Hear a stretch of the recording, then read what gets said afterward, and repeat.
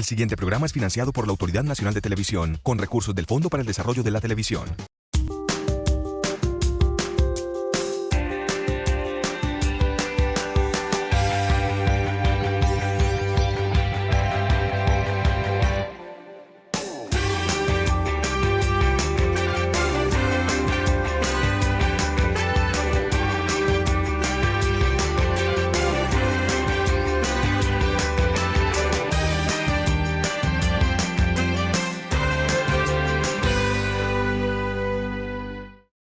Empezó a dibujar en papelitos y servilletas, mientras pasaba las horas con los amigos en bares y cafés.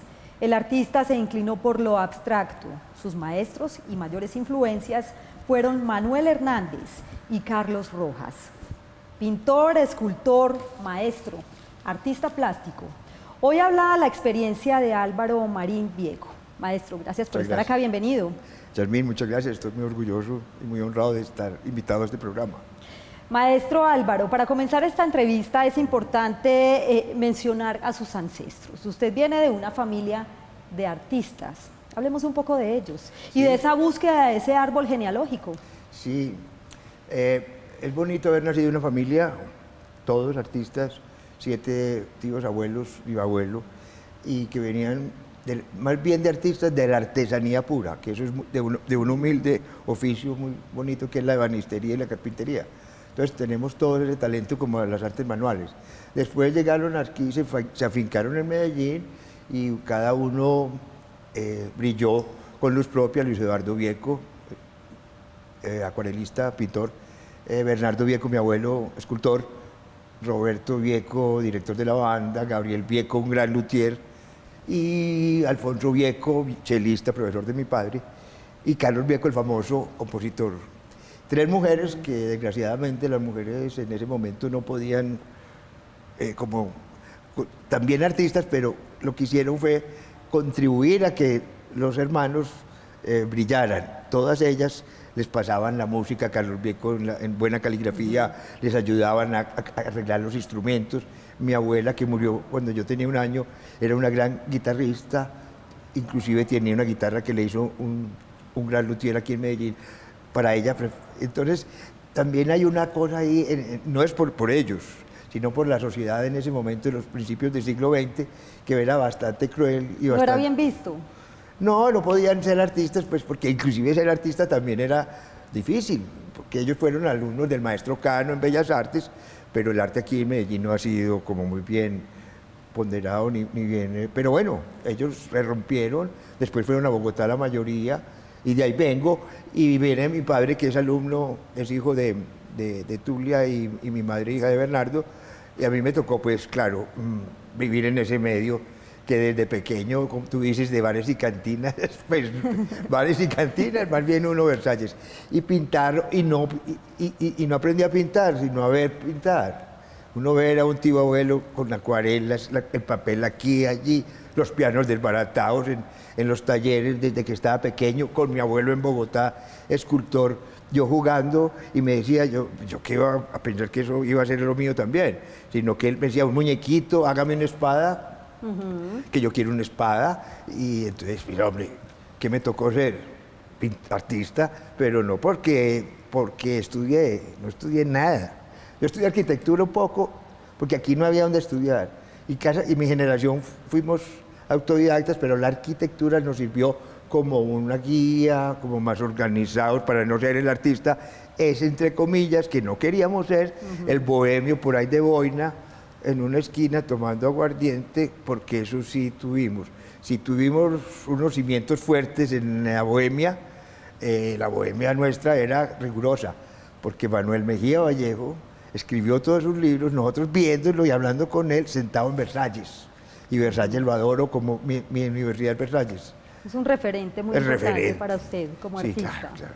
Su familia ejerció una gran influencia entonces, fue como su inspiración para lograr ser artista. Claro, mi padre me llevaba a oír ópera, a giras con ópera desde tenía 12 años, y entonces a mí, pues yo no entiendo qué dicen las óperas, ni sé inglés ni nada, pero me gusta la ópera por oírla y lo que representa. Estas luces Yo viví entre luces y entre telones, conozco más los teatros por dentro que por fuera. Entonces yo veía cuando mi padre tenía que presentarse en un concierto el susto escénico, pues la profesionalidad que hay que tener para presentarse en un escenario, pero luego también la satisfacción del deber cumplido y de que los aplausos. Pero entonces en mi casa eso era diario, el diario vivir. Fuera de eso, pues el uno pintor, el otro músico. La familia mía se reunía en la casa cuando después de tocar profesionalmente por dinero, ópera, música clásica, Beethoven, Bach, todo eso, también la música popular se hacía para divertirnos. Entonces también aprendimos a tocar guitarrita y yo mal, mi hermana mejor y mi hermano pues debiendo, es decir, nunca nos dimos cuenta cómo fue ese acercamiento al arte. Te cuento una anécdota. Sí. Yo tenía un tío que vivía en París y venía cada año y trabajó con Le Corbusier, un gran arquitecto, él era arquitecto, hijo de mi abuelo, tío, y llegaba aquí a Medellín y nos hablaba de Gabo, de García Márquez, de Gavito, y yo no decía Gavito, y Gavito era Gavito. Como con esa confianza. Y Picasso también vivía con nosotros sin nadie conocer a Picasso aquí. Picasso, porque mi tío fue a la casa de Picasso a contratarlo para un mural en el edificio de la UNESCO en París. Entonces, contándonos esa anécdota, Picasso hacía parte de nuestro quehacer diario y por ende nos llegaban revistas del exterior que Picasso era el genio en los años 50, 60. Entonces, mira, no estudié en la universidad, pero sí estudié por oídas. Y así fuimos, mi generación, después fue llegando, que después vamos a llegar a ella, las bienales de arte, que eso lo dejamos para después. Todas esas experiencias y todo lo que lo rodeaba definitivamente pues tuvieron mucho que ver con su carrera como artista, Sí. como pintor, como escultor, porque también Sí, sí. ha pasado por el tema de la escultura. Maestro, usted nació en Medellín Sí. y vivió en el centro de la ciudad, cerca a una catedral, por cierto. ¿Cómo transcurrieron esos años? ¿Cómo fue esa época? Y además usted tiene una anécdota muy particular con las campanas. Sí, yo vivíamos, mi bisabuela vivía allá, tenía 100 y pico de años, la conocí, una morena muy bonita, morena, porque nosotros venimos de blanco y negro, y me ufano de ser mestizo. Sí. Tenemos todo indio también, y ella era morena, de ojos verdes, y mi abuelo sí muy español, y seguramente una india por ahí, de ahí, porque el linaje, te voy a decir, nos fuimos a Yolombó a buscar el linaje, queríamos que éramos españoles o italianos y esculcando en los baúles de allá resultaron por allá que veníamos de descendencia de un cura, un obispo español y una negra liberta. O sea que aquí nadie puede decir en Antioquia que somos blancos, no, somos mezcladitos todos. Sí. Y eso me enorgullece. Entonces cuando yo vivía y me mantenía en el Parque Bolívar, allá al frente de la catedral, de la Puerta del Perdón, pues imposible no era iglesia, era un sitio donde nosotros jugábamos, nos metíamos debajo de las bancas, íbamos a las procesiones, todo era ese teatro que es una iglesia y una misa bien hechas en latín, en el órgano, semejante órgano, en semejante sonido, pues eso me impactó. Las campanas de la iglesia están sonando, las campanas me daban mucho miedo por la noche, es terrible porque el tiempo, no teníamos reloj de esos que brillaban, no, 12 de la noche, las 12 campanadas, el cuarto, pum, ese sonido lo iba a uno traumatizando y decía, ay Dios mío, otra campanada, y lo despertaban a uno, porque no era una campanita, era una campanota en un silencio, que en Medellín no había tantos carros en los años 60, 70, pues por ahí no pasaban buses, y eso me marcó mucho, me daba mucho miedo la noche. Y los santos me encantan porque yo colecciono también santos, pero no soy religioso, eso lo quiero dejar muy claro. Yo soy, digamos, ateo, pero me gustan los ritos, me gusta lo ritual de la iglesia. Me parece que la iglesia la iglesia católica, pues, y todas las iglesias tienen una puesta en escena muy agradable. La música religiosa me encanta. Cuando llega Semana Santa me voy a ver las pasiones según San Juan. Y en Popayán, mi papá tocaba y pasamos muchos festivales de música religiosa en Popayán. Y eso a mí me encanta. Por ejemplo, mi sueño es ir a una Semana Santa en Sevilla. Sevilla. Maestro, volviendo al tema de su familia y de esa familia de artistas, bueno, ahí están dos personajes pues obviamente que ejercieron gran influencia también en usted y es su padre Alberto y su madre Tulia. ¿Qué recuerda de ellos? Pues mi padre fue el cómplice, cómplice en todo, así la palabra. Siempre lo acompañaba a ensayos, a conciertos, hasta el final de su vida, que acabó viviendo conmigo. Éramos los amigos de que todo el día hablábamos de música y de arte. Él no comprendía muy bien la pintura, pero me admiraba. Yo lo admiraba a él, pero nos criticábamos. Yo lo criticaba mucho, decía, papá, pero ¿cómo así? Pero ve, mira, había una cosa muy... Pero era como un complemento también. Pues sí, pero entonces, profesor de la universidad, él de violonchelo, y yo profesor de teoría del color en la Antioquia, en la casa juntos, en la universidad juntos. Y me acuerdo de esta anécdota. Era difícil porque Sergio Acevedo, un director de la Sinfónica, me decía, Álvaro, decirle a tu padre que ensaye, que ensaye, que ese solo que va a tocar el viernes no le sale. Entonces yo decía, papá, entonces yo era como el que le llevaba las razones.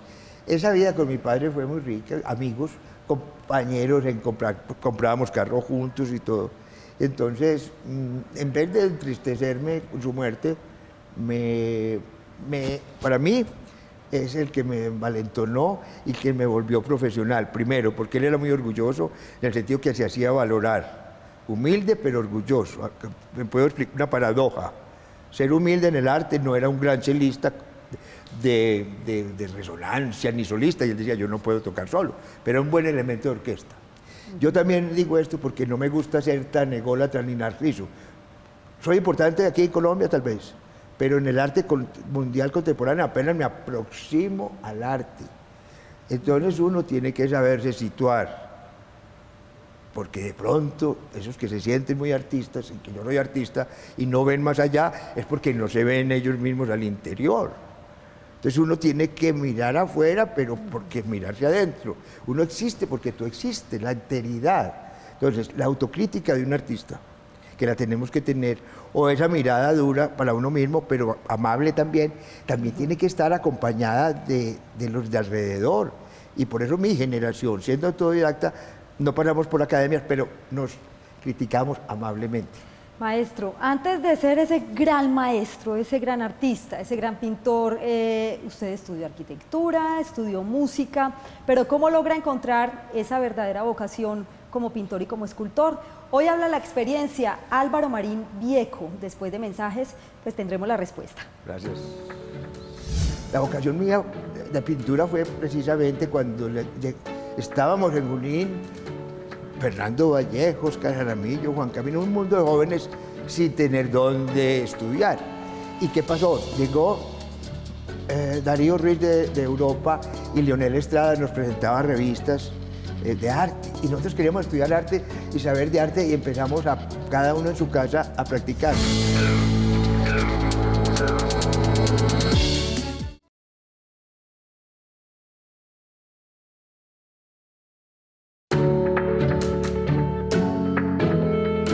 Estaba pequeño, con mi abuelo en Bogotá, escultor, yo jugando, y me decía, yo que iba a pensar que eso iba a ser lo mío también, sino que él me decía, un muñequito, hágame una espada, que yo quiero una espada, y entonces, mira, hombre, ¿qué me tocó ser? Artista. Hoy habla la experiencia del maestro Álvaro Marín Vieco. Maestro, antes de ir a la pausa hablábamos, usted estudió arquitectura, pero no terminó la carrera. También estudió música. Luego, ¿en qué momento encuentra su verdadera vocación para dedicarse a la pintura y a la escultura, que también tuvo un paso bien importante por ahí? ¿Digo la verdad? Sí. Pues, por descarte, no. A ver. No creo que haya sido por descarte. No, porque ya francamente, pues ya era hora que yo decía, bueno, ¿qué voy a hacer? Si no triunfo antes de los 33, me suicido. Y ya tenía como 28. Ya había fracasado en 2 profesiones, y no fracasado porque toqué violín, claro, y toqué en orquesta. Y arquitectura hice unas 2 casitas muy feas, que no le digo a dónde, horribles, pero las hice. ¿Sí? Sí, las hice, hay una en Santa Elena, horribles, grandes, parecían unos, como unas pagodas chinas, como unas cosas grandes, no, pero bueno, las hice. Y ahí deben estar todavía. Y me gusta mucho arquitectura y soy muy buen escucha, y toco a veces instrumentos de percusión más o menos bien, no daño. En las orquestas puedo tocar a veces, ahí me dejan tocar, inclusive en buenas orquestas. Con Alfredito de la Fe toqué bongo, bueno, no Claro. digamos eso. Pero centrémonos en la pregunta. La vocación mía de pintura fue precisamente cuando estábamos en Junín, Fernando Vallejo, Oscar Jaramillo, Juan Camilo, un mundo de jóvenes sin tener dónde estudiar. ¿Y qué pasó? Llegó Darío Ruiz de Europa y Leonel Estrada nos presentaba revistas de arte. Y nosotros queríamos estudiar arte y saber de arte y empezamos cada uno en su casa a practicar. Samuel Vázquez, tú lo conoces, él tenía un taller. Yo le decía, Samuel, yo quiero comprarte un bastidor. Me dijo, no venga, y yo le enseño a hacerlo. Entonces yo tuve que ir allá a hacerlo y allá empezamos a estudiar autodidacticamente muchos libros de arte, teoría del color y todo. Y esa vagancia creativa, que nos sentábamos todo el día en Vagancia creativa. Vagancia creativa. Fernando Vallejo, yo que quiero hacer cine, me decía, Paraos, que además estudió música y tuvimos un conjunto que duró un ensayo, Fernando Vallejo en el piano, Álvaro Marín en una guitarra, Samuel Vázquez en la batería, una canción de los Beatles, dimos 3 compases, cada uno por su cuenta. Cada 4 queríamos ser los Beatles y no pudimos.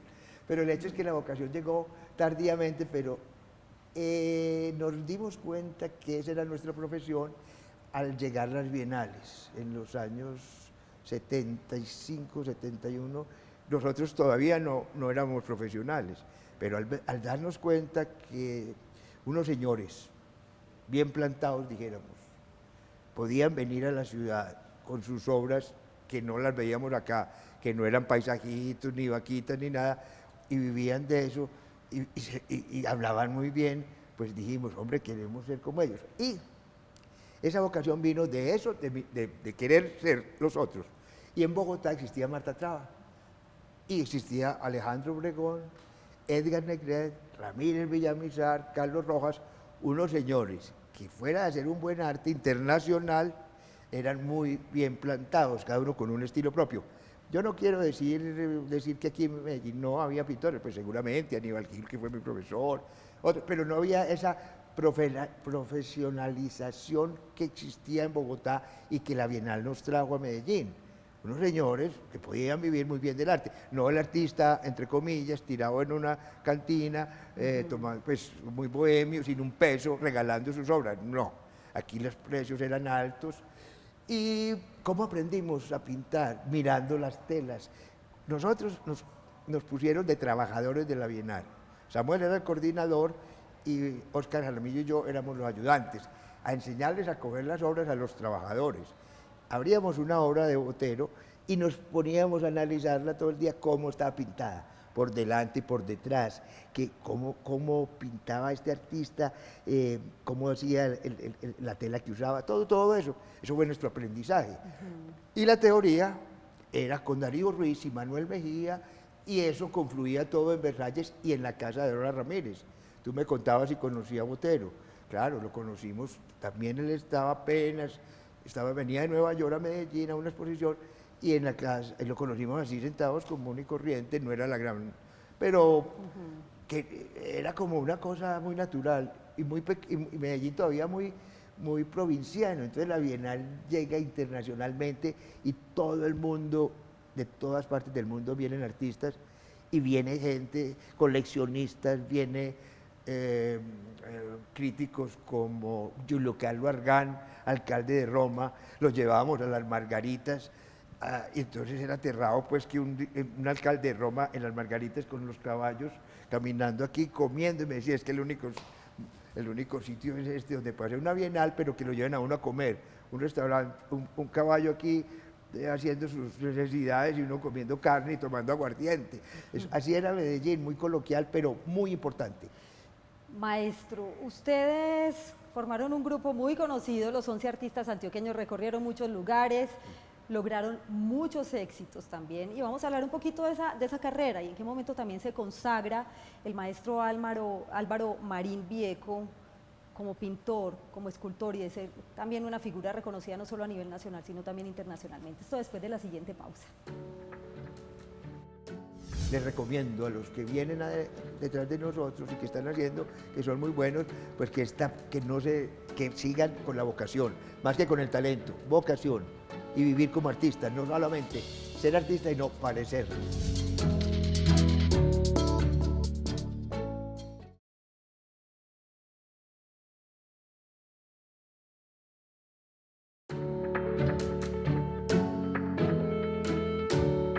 Nosotros nos pusieron de trabajadores de la Bienal. Samuel era el coordinador y Óscar Jaramillo y yo éramos los ayudantes, a enseñarles a coger las obras a los trabajadores. Abríamos una obra de Botero y nos poníamos a analizarla todo el día, cómo estaba pintada, por delante y por detrás, cómo pintaba este artista, cómo hacía la tela que usaba, todo eso. Eso fue nuestro aprendizaje.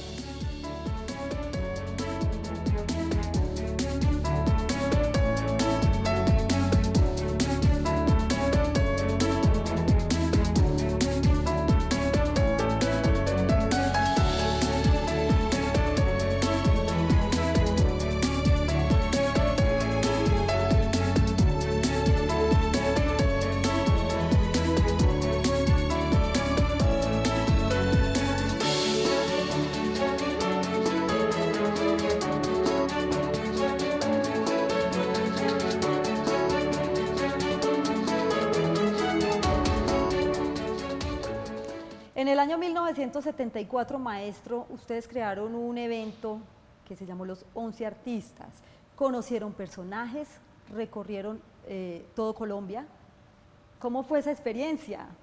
Mira, esa experiencia es muy linda, todavía seguimos unidos, lástima que ya se han muerto 3, pero ese grupo surgió del azar, éramos muy colegas, muy cómplices, había entre nosotros diferentes tipos de arte, estaba Félix Ángel, Martelena Vélez, Rodrigo Callejas, Juan Camilo Uribe, el que hacía íconos con la religión, y todos nos juntamos por un azar de la vida, fuimos a Bogotá a una galería que con nuestras obras se iba a salir de la quiebra, no llegamos a tiempo las obras, se quebró la galería y en Bogotá nosotros con toda esa cantidad de obras nos fuimos para el Museo de Arte Moderno de Bogotá y allá dijeron, vengan, les pongan acá. Entonces eso fue un boom, porque en Medellín en ese momento no había una pintura muy como nacional e internacional. Sí. Entonces eso nos abrió. No había mucha proyección. No había proyección. Nos abrieron la puerta en Bogotá y por ende pues llegamos a Medellín con más nombre y eso nos responsabilizó mucho y nos hizo no como un grupo muy coherente, no teníamos manifiestos, pero sí había y todavía existe entre nosotros esa mirada que hace falta en la ciudad y en el arte. Amable y crítico. Tú me preguntabas si la figuración no es parte de mí. Óscar Jaramillo, un gran dibujante, era mi mejor crítico y yo de él. Yo veía, hombre, ese cuadro tuyo, ese rostro, le falta fuerza, le falta vida, hombre, no te estás banalizando. Jaramillo me decía, hombre, ese cuadro tuyo adolece, ponelo, lo pulís más, ese color no es el adecuado. Así nos fuimos creciendo y cada uno pues tuvimos nuestra trayectoria que, para bien o para mal, creamos y rompimos paradigmas y creamos la Facultad de la Nacional de Artes, la crearon mis compañeros y yo en la de Antioquia pues siempre tuve alguna injerencia. Y ya en este momento nos está quedando corto el tiempo porque sí tenemos que ser más, tenemos que dejar más huella en nuestro medio para que, pues ya dejamos, pero sí. Maestro Álvaro Marín Vieco, muchas historias, sí, muchas experiencias, muchas anécdotas. ¿Cuál es el legado para los antioqueños, su legado para los antioqueños? Que ser artista aparentemente no sirve para nada, pero sirve para que uno se sienta más tranquilo, en que la gente que lo pueda apreciar a uno deje la violencia y pueda descansar o permitirse algo mejor, y que no le estamos robando nada a nadie, que no hace mal, que simplemente en algunos da placer, en el otro da preguntas, en el otro algo produce, y que es una profesión muy noble y que con ella se pasa muy bien con sus dificultades, pero tiene unos amigos y es muy placentero ver las obras de uno en buenos lugares y buenos sitios, y que les recomiendo a los que vienen detrás de nosotros y que están haciendo, que son muy buenos, pues que sigan con la vocación, más que con el talento, vocación. y vivir como artista, no solamente ser artista y no parecerlo. Muy bien. Maestro, gracias. Bueno, a ustedes, muchas gracias. Hoy habló la experiencia del maestro Álvaro Marín Vieco, pintor, escultor y artista plástico. Nos vemos en un próximo programa. Hasta pronto.